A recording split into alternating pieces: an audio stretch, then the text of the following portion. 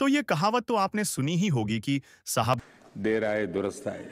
और ये कहावत आज के टाइम पर भारत पर लागू होती है, क्योंकि इतने लंबे इंतजार के बाद आखिरकार भारत ने अपने खुद के made in India S-400 air defence system पर काम करना शुरू कर दिया है। अभी तक इसको लेकर लगातार सरकार से यह सवाल पूछे जाते रहे हैं कि जब भारत के पास रूस निर्मित S-400 एयर डिफेंस सिस्टम है और यह इतना अच्छा प्रदर्शन कर रहा है, तो हम रूस से कुछ और एयर डिफेंस सिस्टम क्यों नहीं खरीदते।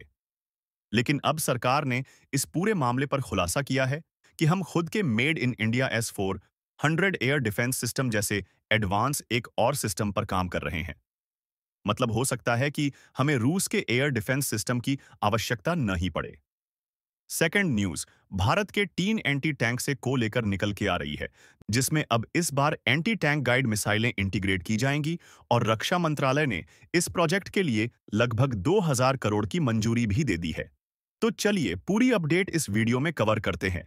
लेकिन आगे बढ़ने से पहले आप इस वीडियो को एक लाइक करके चैनल को सब्सक्राइब जरूर कर लीजिए, क्योंकि आपके लिए तो ये 1 सेकंड का काम है, लेकिन इसके हमारी काफी बड़ी मदद होती है। तो फर्स्ट जो न्यूज है वह S-400 एयर डिफेंस सिस्टम को लेकर आ रही है, जिसको भारत इंडिजीनियसली तैयार कर रहा है। उससे पहले रूस से खरीदे गए S-400 एयर डिफेंस सिस्टम की खासियत बताते हैं।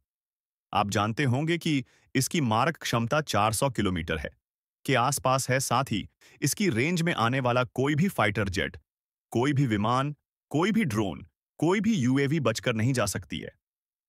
हाल ही में भारत पाक के बीच हुए ऑपरेशन सिंदूर के दौरान भारत के S-400 की ताकत पूरी दुनिया ने देख ली है, जिसने किसी भी हवाई खतरे को आसानी से निपटा दिया।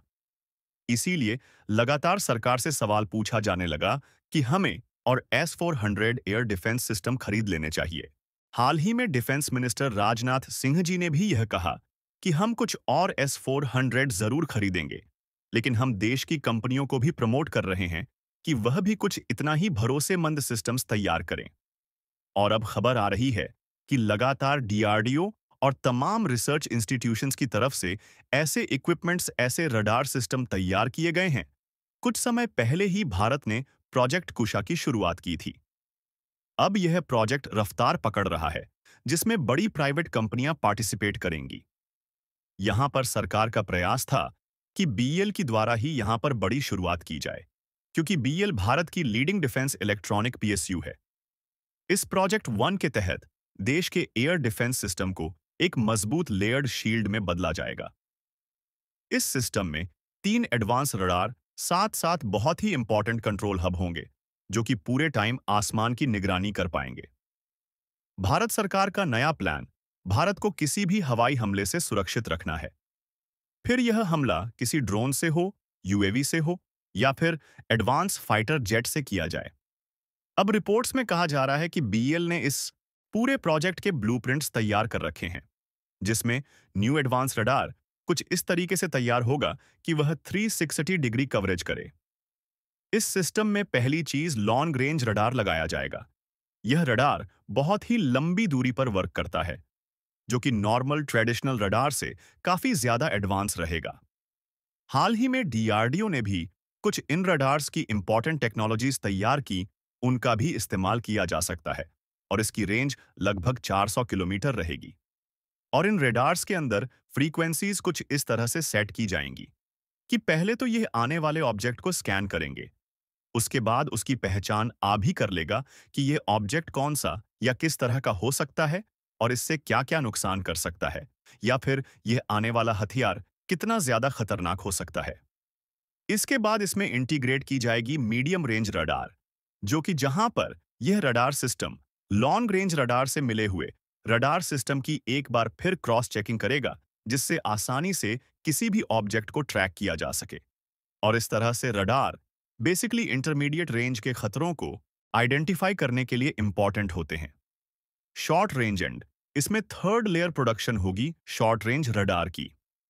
और इस रडार की बात करें तो यह सबसे महत्वपूर्ण पार्ट रहेगा, क्योंकि यह पास के खतरों को आइडेंटिफाई करेगा।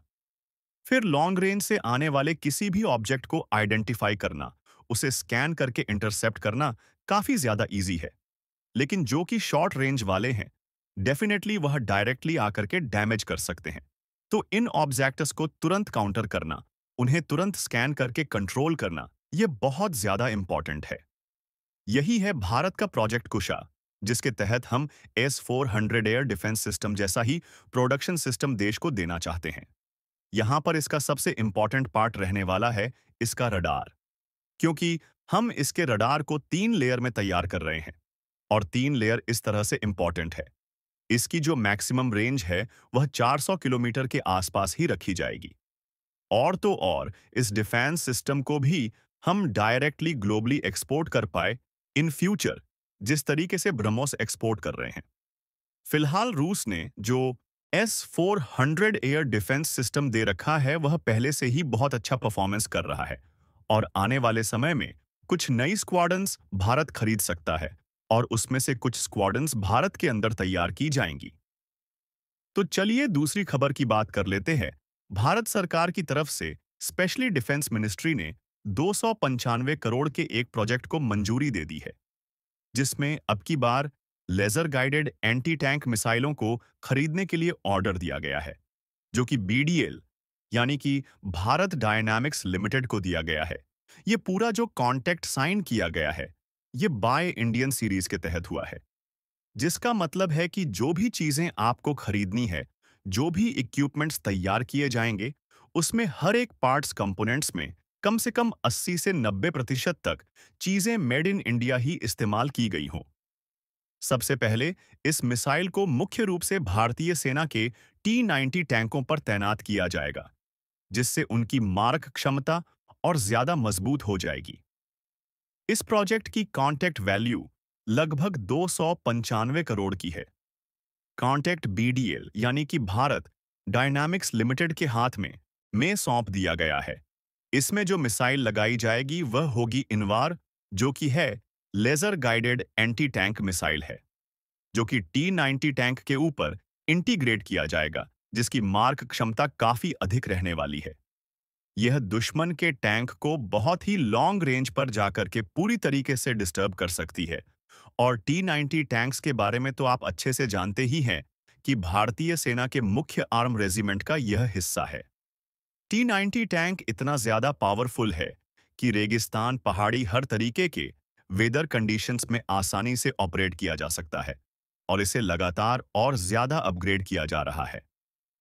बाकी आपका भारत के एयर डिफेंस सिस्टम को लेकर क्या कुछ कहना है? साथ ही भारत की बढ़ती डिफेंस पावर को लेकर क्या कुछ कहना चाहते हैं? अपनी राय कमेंट में जरूर दीजिए। जय श्री राम।